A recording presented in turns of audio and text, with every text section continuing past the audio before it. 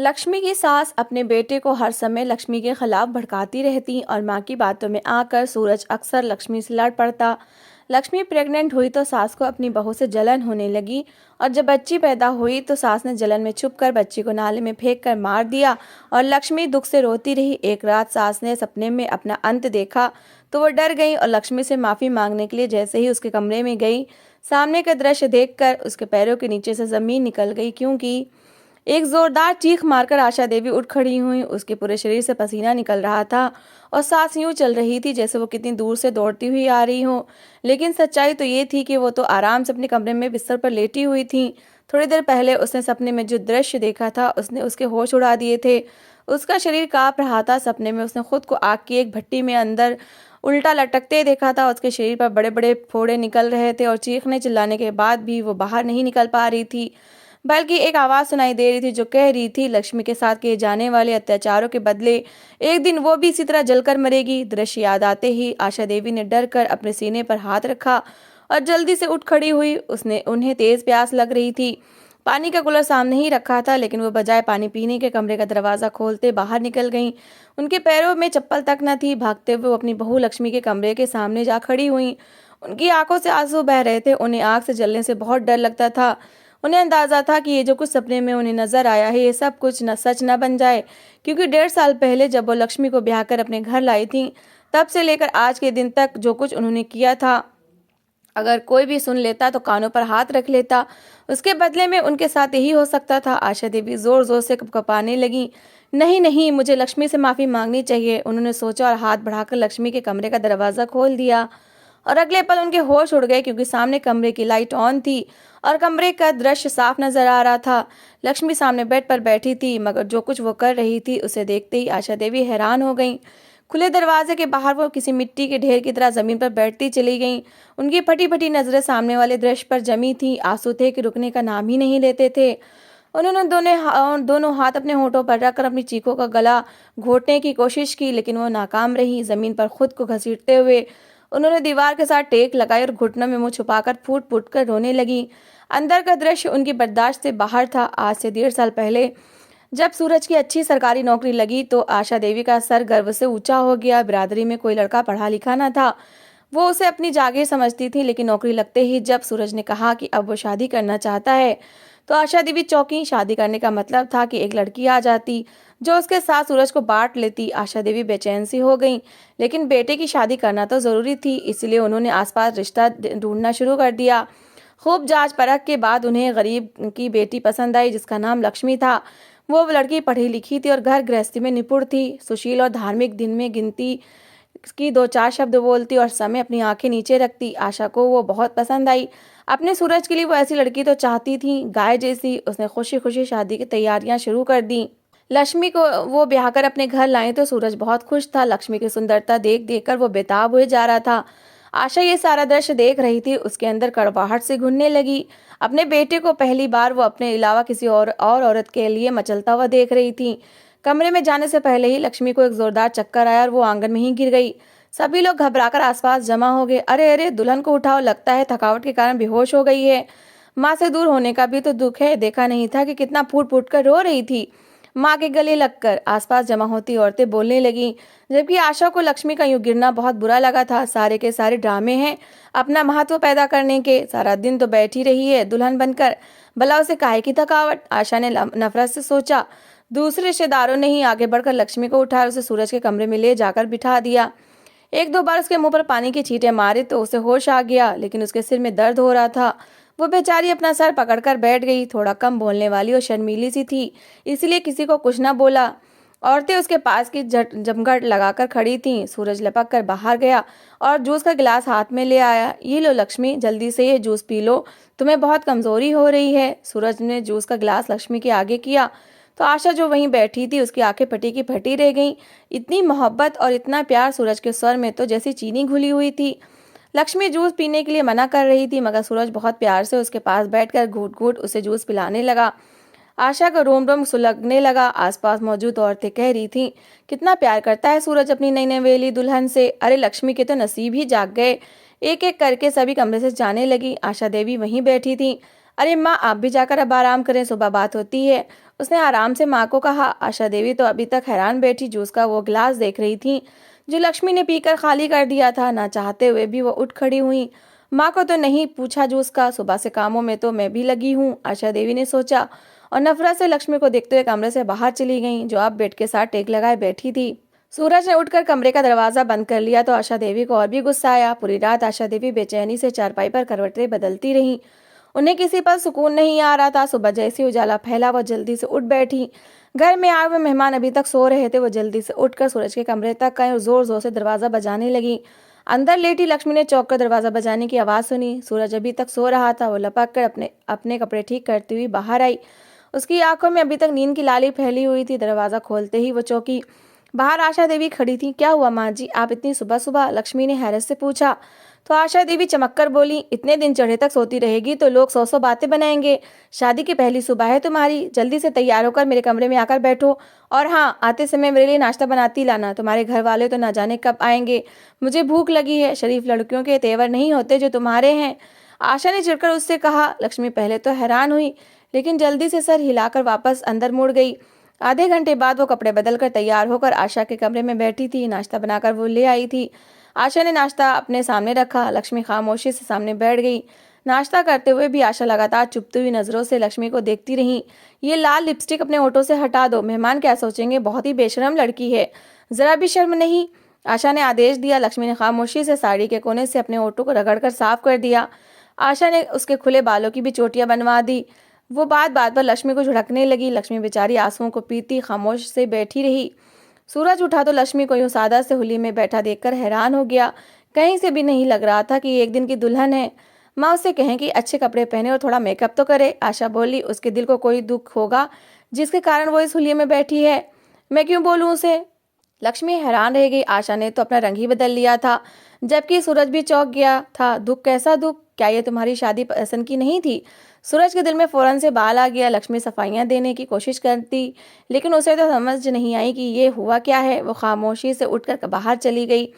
आशा के सूरज के पास बैठकर उसके कान में बातें करने लगी। अक्सर लड़कियां शादी से पहले किसी और को पसंद करती हैं, लेकिन माँ बाप जबरदस्ती शादी कर देते हैं। हो सकता है उसके साथ भी ऐसा हुआ हो। तुम जरा नरमी से चलना, वरना कहीं तलाक लेकर चली ना जाए। आशा देवी ने बहुत आसानी से सूरज के दिल में शक का बीज बो दिया था। वो जो कल तक बहुत खुश था, उसके दिल में लक्ष्मी के खिलाफ नफरत उमड़ आई। मेहमान विदा हो गए। दिन रूटीन पर आए तो आशा ने घर के कामकाज से पूरी तरह हाथ उठा लिया। लक्ष्मी समझदार लड़की थी। वह सुबह से लेकर रात गए तक सारे घर के कामकाज करती रहती। वो खाना बनाकर किचन से निकलती तो आशा जाकर उसमें नमक डाल देती। सूरज खाने पीने का बहुत शौकीन था। वो जब भी खाना खाने बैठता तो तेज नमक कहकर थूकता हुआ उठ जाता। क्या मुसीबत है, तुम्हें खाना बनाना नहीं आता क्या? सारा समय मुंह लटकाकर घूमती रहती हो, न जाने किस बात का सदमा है तुम्हें। अगर इतना ही बुरा लगता था मैं तो मेरा घर तो शादी क्यों की थी। सूरज चिल्लाने लग जाता। लक्ष्मी बेचारी आंसू पीते हुए खाने के बर्तन उठाकर किचन में ले जाती। उसने तो अपने तरीके से खाना बहुत अच्छा बनाया था। आशा चालाकी से मुस्कुराती रहती। सूरज और लक्ष्मी के बीच सब अच्छा होता तो कहीं दोनों घूमने के लिए बाहर जाने लगते तो आशा के अंदर नए सिरे से जलन की आग भड़कने लगती। जैसे ही वो दोनों गेट से बाहर कदम रखते आशा की हाय हाय शुरू हो जाती। हाय सूरज, मेरा सर दर्द से फट रहा है, मुझे लग रहा है कि मुझे हार्ट अटैक होने वाला है, मुझे डॉक्टर के पास ले जा। मैं पूरा दिन रोती पीटती रही, लेकिन तेरी पत्नी ने मुझे गोली तक ना दी। वो जोर जोर से शोर मचाती तो सूरज घबराकर वापस आ जाता। लक्ष्मी वहीं दरवाजे पर ही खड़ी रह जाती और सूरज आशा को अस्पताल ले जाता। बाहर खाना खाने के लिए जाते तो आशा जोर जबरदस्ती साथ चली जाती। वो सूरज और लक्ष्मी को अकेले में बैठने का मौका ही ना देती। रात सूरज काम से वापस आता तो आशा देर तक उसे अपने पास बिठाए अपने पैर दबाती रहती और दिन भर होने वाली बातों में जानबूझकर झूठ मिलाकर उसे बताती रहती। लक्ष्मी घर से बाहर पहुंच जाती है। हर समय छत पर चढ़ी पड़ोसियों से भी बातें करती रहती है। मैं उसे समझाती हूँ कि शरीफ लड़कियां ऐसा नहीं करती, लेकिन बहुत ही आज़ाद ख्याल है, तुम उसे ज़रा समझाना। आशा चालाकी से सूरज को भड़का देती। वो कमरे में जाकर शुरू हो जाता। तुम्हें किसने कहा है कि पड़ोसियों से बातचीत बढ़ाओ? सिर्फ लड़के ही लड़के हैं उनके घर में और तुम जा जाकर उन्हें दावत देती रहती हो। सूरज शोर मचाता तो बाहर कान लगाए खड़ी आशा मुस्कुराती रहती, जबकि अंदर लक्ष्मी हैरान होती। उसे तो पता ही न था कि पड़ोस में रहता कौन है। वो जितनी सफाइयाँ देने की कोशिश करती बात उतनी बिगड़ जाती। उसे अच्छी तरह से अंदाजा हो गया था कि ये सब कुछ उसकी सास कर रही हैं, लेकिन वो डरपोक लड़की थी, कभी सास के खिलाफ कुछ कह नहीं सकी। दिन गुजरते रहे। एक दिन आशा ने लक्ष्मी को और परेशान करने का सोचा। उसने लक्ष्मी से कहा, चाय बनाकर लाओ। वो चाय लाई तो इसमें चीनी तेज है। लक्ष्मी खामोशी से वापस ले गई। दूसरी बार फिर बनाकर लाई तो फिर आशा ने कहा कि ओहो, अब तो चीनी बिल्कुल ही कम हो गई है। ऐसा लगता है तुम्हें किसी ने चाय बनाना नहीं सिखाई। जाओ दोबारा से बनाकर लाओ। लक्ष्मी खामोशी से कप उठाकर वापस मुड़ गई। उसकी तबीयत गिरी गिरी सी थी और एक कदम उठाते हुए भी उसे बहुत तकलीफ हो रही थी। आशा ये सब देख चुकी थी, इसलिए मुस्कुराते हुए उसे परेशान कर रही थी। तीसरी बार चाय बनाकर लक्ष्मी किचन से निकली तो उसके माथे पर पसीना आया हुआ था। माँ जी, अब चाय बिल्कुल ठीक है। उसने चाय आशा के आगे रखी। शायद वो थकी हुई थी या क्या कि चाय का कप थोड़ा सा लड़खड़ा गया और चाय छलक कर आशा के सफेद दुपट्टे पर जा गिरी। हाँ हाँ, जरा सा काम क्या करवा लिया है, महारानी को तो गुस्सा आ गया है। अरे मुझ बुढ़िया ने भी तो अपना जवान बेटा तेरे हवाले किया कर दिया है। तुझे मेरे कामकाज करते हुए क्या तकलीफ होती है। आशा ने चाय का कप पकड़ा और सारी चाय अपने ऊपर गिरा ली। गर्म चाय से जलने से दर्द तो हुआ, लेकिन सामने से आते सूरज को देखकर वो खुश हो गई, जो खा जाने वाली नजरों से लक्ष्मी को देख रहा था। जरा सा काम ही तो बोला है माँ ने, अगर बनानी पड़ गई है 2 बार चाय तो तुमने माँ के ऊपर चाय ही गिरा दी। सूरज ने आगे बढ़कर एक जोरदार थप्पड़ लक्ष्मी को दे मारा। वो मैंने नहीं गिराई, चाय माँ ने खुद गिराई है। उसके मुंह से मुश्किल से निकला तो आशा चाय अचानक जोर जोर से शोर मचाने लगी। हाँ हाँ, अब तू मुझ बुढ़िया के ऊपर आरोप भी लगाएगी। ये घटिया औरत है, ना पति का ख्याल है और ना सास का, न जाने किस जन्म का बदला ले रही है मुझसे। आशा फूट फूट कर रो रही थी और बार बार हाय हाय कर रही थी कि उसे बहुत जलन हो रही है, जबकि लक्ष्मी हैरान खड़ी थी। सूरज माँ को संभालने लगा और उसी पर लक्ष्मी एक जोरदार चक्कर खाकर जमीन पर जा गिरी। वो पहले ही सूकर काटा हो रही थी, इस रोज रोज की चिकचिक को सहन न कर पाई। सूरज घबरा गया। खामोश तो आशा भी हो गई। सूरज उसे जल्दी से उठाकर पास के क्लिनिक पर ले गया, जहां उसे पता चला कि लक्ष्मी मां बनने वाली है, और वो बहुत खुश था। लक्ष्मी का हाथ प्यार से थामे वो घर वापस आया। वो बार बार उसे ध्यान से उठने बैठने को और आराम करने को कह रहा था। आते हुए वो बहुत सारे फ्रूट लेकर आया था, जो अब काट काट कर लक्ष्मी को दे रहा था। अब तुमने अपना ख्याल बहुत रखना है। मैं चाहता हूँ कि हमारा बच्चा बिल्कुल स्वस्थ पैदा हो और तुम्हें भी कोई परेशानी न हो, सूरज प्यार से कह रहा था। जलन के मारे आशा सर से लेकर पैर तक झुलस कर रह गई। वो जितना मर्जी सूरज का दिल लक्ष्मी से बुरा करने की कोशिश करती, उतना ही बाजी उसकी ओर पलट जाती। आशा ने झूठे मुंह ही लक्ष्मी को मां बनने की खुशखबरी पर बधाई न दी और सूरज पर और पैर पटकते हुए वापस अपने कमरे में चली गई। लेकिन सूरज बहुत खुश था। वो दिन रात लक्ष्मी का ख्याल रखता रहता। अपने बच्चे के जन्म के लिए वो बहुत खुश था। उसने अभी से शॉपिंग करना शुरू कर दी थी। नन्ही नन्ही चीजें लाकर उसने कमरे में ढेर लगा दिया। अब तो लक्ष्मी के होठों पर भी हर समय एक मुस्कुराहट सी रहती थी। वो आशा के दिन दिए हुए सारे काम करती, उसकी सेवा भी करती, लेकिन आशा की बातों का उसने जवाब देना छोड़ दिया था। आशा भी सुलग रही थी, लेकिन कुछ नहीं कर पा रही थी। उसने कई बार धोखे से लक्ष्मी की चाय और दूध में बच्चा गिराने वाली दवा मिलाई, लेकिन न जाने भगवान को क्या मंजूर था कि लक्ष्मी का बाल भी बाका ना हो सका। दिन गुजरते रहे और पूरे 9 माह बीत गए। लक्ष्मी को दर्द शुरू हुआ तो सूरज और आशा उसे लेकर अस्पताल चले गए। लक्ष्मी अंदर ऑपरेशन थिएटर में थी जब बाहर आशा ने सूरज से कहा, मेरी तो इच्छा है कि पोता हो। जबकि सूरज भड़क उठा, माँ मैं जाहिल नहीं हूँ जो बेटियों को बोझ समझूं। मुझे बेटियां भी बहुत प्यारी लगती हैं। मेरी तो प्रार्थना है कि भगवान मुझे बेटी दे और बिल्कुल लक्ष्मी जैसी सुंदर और प्यारी हो। मैं इन दोनों माँ बेटियों को दुनिया की सारी खुशियां ला कर दूंगा। सूरज ने प्यार से कहा, लेकिन आशा का तो दिमाग खराब हो गया। पहले एक लक्ष्मी क्या कम थी कि एक और आ जाएगी। उसे तो अभी तक लक्ष्मी ही बर्दाश्त ना हुई थी। उसका रोम रोम सुलगने लगा। थोड़ी देर के बाद डॉक्टर ने आकर बताया कि बेटी पैदा हुई है और कंबल में लिपटी बच्ची को सूरज के हाथ में थमा दिया। सूरज की खुशी की कोई सीमा न थी। थोड़ी देर चूमने के बाद उसने बच्ची को माँ के हाथ में थमाया। माँ मैं जरा लक्ष्मी की दवाइयाँ ले आऊँ, डॉक्टर ने पर्चा दिया है। वो इतना कहकर बाहर निकल गया। जबकि आशा गोद में थामे बच्ची को देख रही थी, उसे उससे तेज नफरत महसूस हो रही थी, क्योंकि वो बच्ची बिल्कुल लक्ष्मी की तरह थी। न जाने वो कैसी औरत थी कि अपने बेटे की औलाद पर भी उसे जरा दया न आई। बच्ची को गोद में दबाए हुए खामोशी से अस्पताल से बाहर निकल आई। लोग अपने अपने कामों में मगन थे। किसी ने आशा को बच्ची ले जाते हुए देखकर ध्यान नहीं दिया। वो तेजी से दौड़ती हुई अस्पताल के पीछे की ओर गई, जहां गंदा नाला बह रहा था। आसपास कोई न था। आशा का दिल पत्थर की तरह कठोर हो चुका था। वो कुछ पल बच्ची को देखती रही और फिर उसने एकदम उछाल कर बच्ची को नाले में फेंक दिया। बच्ची जरा सा हिली और फिर पानी की तेज लहरें उसे अपने साथ बहा कर ले गईं। आशा वहीं खड़ी मुस्कुराती रही। अब पता चलेगा लक्ष्मी को, जब दिन रात सदमे में रोती रहेगी। आशा ने दिल ही दिल में सोचा और संतुष्ट अंदाज में चलती वापस अस्पताल के अंदर आ गई, जहां सूरज परेशान चेहरा लिए उसे ढूंढ रहा था।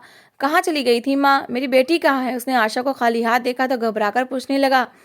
आशा हैरान होने का नाटक करने लगी। कौन सी बेटी? वो तो नर्स मुझसे लेकर अंदर चली गई थी, मैं तो पानी पीने गई थी, आशा ने कहा तो सूरज घबरा सा गया।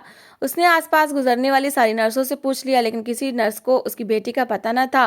पूरे अस्पताल में हंगामा मच गया था। सूरज पागलों की तरह दौड़ता हुआ अपनी बेटी को तलाश कर रहा था।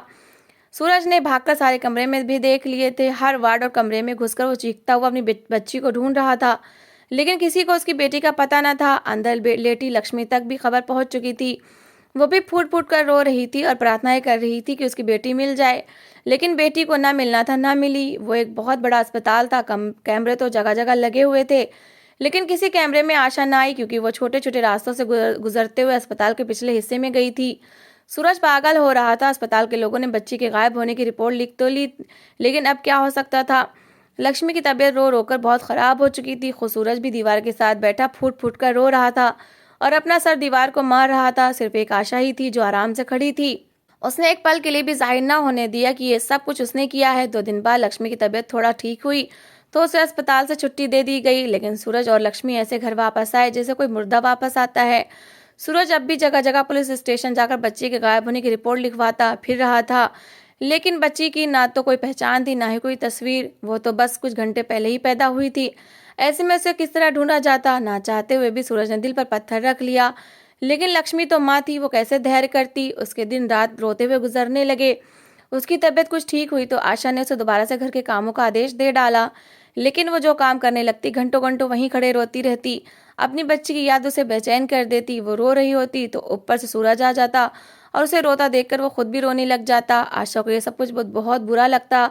न जाने क्या मनहूसियत फैला रहे हैं ये दोनों, हर समय रोना धोना मचाया हुआ है घर में एक बच्चे के पीछे। वो दिल ही दिल में सोचती, लेकिन मुंह से किसी को कुछ न कह सकती थी कि कहीं सबको पता न चल जाए। दिन गुजरते रहे। लक्ष्मी के आंसू आशा को सुकून देते थे। उसके चेहरे पर छाया हर समय के दुख उसे अंदर ही अंदर खुशी का एहसास दिलाता। सूरज जो कुछ टूट फूट सा गया था, अब लक्ष्मी से भी ठीक तरीके से बात न करता। दोनों में अक्सर लड़ाई होने लगी थी। अब तो लक्ष्मी भी आगे से जवाब दे दिया करती थी। आशा खुश होती रहती, बस वो दिन दूर नहीं जब मेरा बेटा इस घटिया औरत को तलाक देकर घर से निकाल देगा और दोबारा से मेरा बेटा बन जाएगा। वो दिल ही दिल में सोचा करती। इन्हीं दिनों एक रात उसे बहुत कुछ बुखार था। लक्ष्मी ने उसके लिए सूप बनाया और उसे दवा देकर सोने के लिए लिटा दिया। सोने से पहले वो देर तक अपने पैर दबाती रही। जब उसकी आंख लगी तो उसने एक अजीब सा सपना देखा। सपने में कोई उसे बालों से पकड़कर घसीटता हुआ आग में दहकती हुई भट्टी की ओर ले जा रहा था। आशा देखने की कोशिश कर रही थी कि वो कौन है। वो बुरी तरह से घबरा रही थी और जब उसकी नजर पड़ी तो उसके पैरों के नीचे से जमीन निकल गई, क्योंकि वो कोई और नहीं बल्कि लक्ष्मी और उसकी छोटी सी बेटी थी जिन्होंने उसे बालों से पकड़ रखा था। आशा कपाने लगी और माफिया मांगने लगी, लेकिन लक्ष्मी और उसकी बेटी ने उसे उठाकर आग की भट्टी में फेंक दिया। सपने से वो हड़बड़ाकर उठी तो उसके दिमाग में यही ख्याल आया कि जो दुख उसने लक्ष्मी को दिया है वो जल्दी उसकी जान ले लेगा। बुखार के कारण वो पहले ही कमजोर हो रही थी। उसके दिल में डर बैठ गया, न जाने मेरे साथ क्या होगा। उसे यूं लगा जैसे उसके शरीर पर फोड़े से निकल आए हों। वो हड़बड़ाकर उठ बैठी और लक्ष्मी के कमरे की ओर लपकी। अंदर कमरे से आती हुई आवाजें उसे साफ सुनाई दे रही थी। बाहरी दीवार के साथ बैठी वो फूट फूट कर रो रही थी। कुछ समय पहले जो उसने लक्ष्मी के कमरे का दृश्य देखा था, उसे पता था अब उसे कोई भी नहीं बच सकता। रोते रोते उसने एक बार फिर लक्ष्मी के कमरे के अंदर झांका, जहां टीवी पर समाचार चल रहे थे। लक्ष्मी और सूरज दोनों टीवी के सामने बैठे थे। उनकी आंखें टीवी पर जमी थी और टीवी पर नजर आने वाली तस्वीर किसी और की नहीं बल्कि आशा की थी, जिसने गोद में सूरज की बच्ची को उठा रखा था और उसे नाले में फेंक रही थी। वो किसी के मोबाइल से बनाई गई वीडियो थी जो अचानक से वायरल हो गई थी और मीडिया तक जा पहुंची थी। रिपोर्टर चीख चीख कर कह रहा था कि कैसी है ये औरत जिसने अपने बेटे की बच्ची को ही गंदे नाले में बहा दिया। किसी ने छुपकर बनाई हुई ये वीडियो अपने सोशल मीडिया पर डाल रखी थी। पहले तो किसी ने इस पर ध्यान न दिया, लेकिन अब ये वीडियो वायरल हो गई और अस्पताल वालों तक ये वीडियो पहुंचा दी गई। अस्पताल वालों का कहना है कि ये औरत कोई और नहीं बल्कि उस लड़के की अपनी माँ है, जिसकी बेटी को उसने नाले में फेंका है। नाले की तलाश के बाद नन्ही सी बच्ची की लाश बाहर निकाल ली गई थी, जो कई हफ्तों के बाद अब गल सड़ चुकी थी। सूरज और लक्ष्मी फटी फटी आंखों से टीवी पर नजर आने वाला सारा दृश्य देख रहे थे, जबकि बाहर खड़ी आशा कांप रही थी। अचानक सूरज ने मुड़कर पीछे देखा। उसकी आंखों में नफरत ही नफरत थी। मुझे माफ कर दे सूरज, मुझे माफ कर दो लक्ष्मी। मैंने तुम दो लोगों के साथ बहुत गलत किया, लेकिन मुझे पता है मेरा अंत क्या होगा। अगर तुम लोग मुझे माफ नहीं करोगे तो मैं नहीं बचूंगी। वो एकदम भिलकती हुई आगे बढ़ी और उसने लक्ष्मी और सूरज के सामने दोनों हाथ जोड़ दिए। लक्ष्मी खामोश खड़ी सास को देख रही थी। उसकी आंखों में अजीब सी वीरानी थी, जबकि सूरज माँ को यूं देख रहा था जैसे वो अपने किसी दुश्मन को देख रहा हो। माफी मांगने की कोई जरूरत नहीं है। जो कुछ आप लक्ष्मी के साथ करती रही, मैं उसे अनदेखा करता रहा। मुझे लगा शायद एक सास बनकर आप लक्ष्मी पर अत्याचार करती हैं। कुछ समय बाद सब कुछ ठीक हो जाएगा। कम से कम आप मेरे बच्चों से तो प्यार करेंगी। लेकिन जो कुछ आपने किया उसके बाद मैं तो आपको इंसान ही नहीं मानता। माँ समझना तो दूर की बात है, आपने मेरी मासूम बेटी को उठाकर नाले में फेंक दिया। उसे कितना दर्द हुआ होगा, आपने ये भी ना सोचा। सिर्फ और सिर्फ लक्ष्मी को दुख देने के लिए आपने मेरा घर उजाड़ दिया। सूरज फूट फूट कर रोने लगा था। लक्ष्मी भी रो रही थी, जबकि आशा कांप रही थी। वो बार बार माफिया मांग रही थी और उनके आगे हाथ जोड़ रही थी। उसे अपने पैरों से जान निकलती महसूस हो रही थी। सूरज आगे बढ़ा और उसने अलमारी से बैग निकालकर अपने कपड़े उसमें डालना शुरू कर दिए। मैं आप जैसी औरत के साथ नहीं रह सकता। मैं और मेरी पत्नी यहाँ से जा रहे हैं। उसने बैग में सारे कपड़े भर लिए। लक्ष्मी अभी तक चेहरे पर हाथ रखकर फूट फूट कर रो रही थी। आशा ने लपक कर उसे दोनों हाथों से पकड़ लिया। तू मुझे माफ कर दे लक्ष्मी, तू दूसरा बच्चा पैदा कर लेना। कौन सी कमी है तुझमें? क्या था उस बच्ची में? उसकी खातिर मुझे छोड़कर जा रहे हो? उसने कहा तो लक्ष्मी ने एक जोरदार धक्का आशा देवी को दे दिया। मुझे हाथ मत लगाइएगा, आपने मेरी बेटी को कत्ल किया है, खूनी है आप, लक्ष्मी ने नफरत से कहा तो सूरज ने भी उसका भरपूर साथ दिया था। आशा को पीछे छोड़कर वो लोग कमरे से बाहर निकलते चले गए थे। आशा अपने घर में अकेली रह गई। लाख कोशिश के बाद भी सूरज वापस न आया। घर का अकेलापन उसे डराने लगा। वो सोने के लिए आंखें बंद करती तो उसे लगता छोटे छोटे दो हाथ उसका गला दबा रहे हैं। वो घबराकर उठ जाती। किचन में जाती तो उसे लगता कि कोई बाहर से किचन का दरवाजा बंद करके अंदर उसे जलाकर मार डालेगा। वो घबराकर बाहर निकल आती। दिन प्रतिदिन वहम और परेशानी में उसकी सेहत गिरने लगी। कोई खाना देने वाला नहीं था। वो कई कई दिन भूखी ही रहती। सारा दिन वो ऊंची ऊंची आवाज में रोकर सूरज और लक्ष्मी को याद करती, लेकिन अब कुछ नहीं हो सकता था। तो दोस्तों, इस कहानी को लेकर आपकी क्या राय है, कमेंट बॉक्स में ज़रूर बताएं। और अगर आपको हमारी आज की कहानी अच्छी लगी हो तो प्लीज़ इसे लाइक ज़रूर करें। अगर आपने अभी तक हमारे चैनल को सब्सक्राइब नहीं किया तो ज़रूर कर दीजिए। तो मिलते हैं ऐसी ही एक और मोटिवेशनल कहानी के साथ। Thanks for watching.